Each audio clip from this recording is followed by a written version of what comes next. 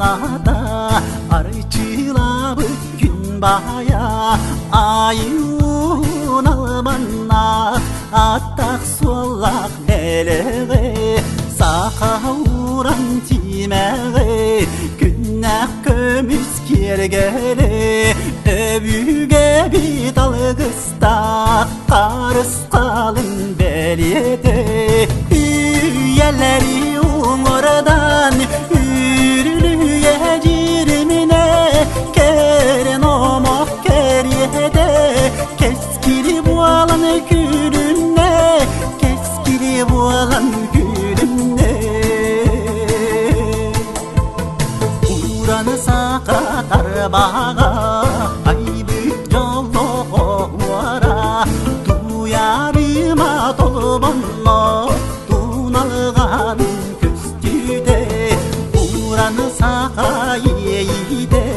sardan arbıt kilibiyene ualan ki sorgula umsulganın kıyada üyeleri umardan yürülüye cirmine keren omok keriyede keskili bu alan gülünde keskili bu alan gülünde üyeleri umardan yürülüye cirmine keren omok keriyede keskili bu alan gülünde keskili bu alan gülünde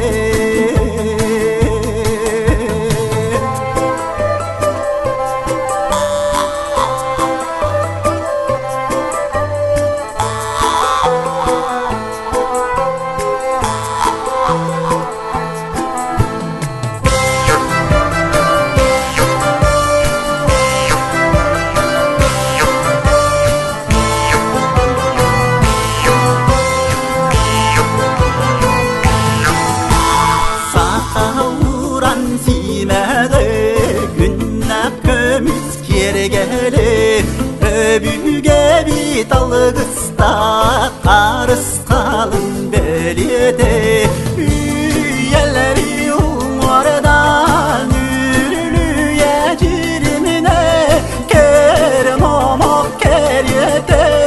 keskili bu alan gülünne keskili bu alan gülünne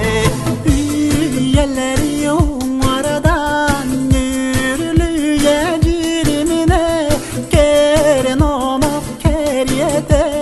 keskili bu alan gülünne keskili bu alan gülünne üyeleri umardan yürülüye cirmine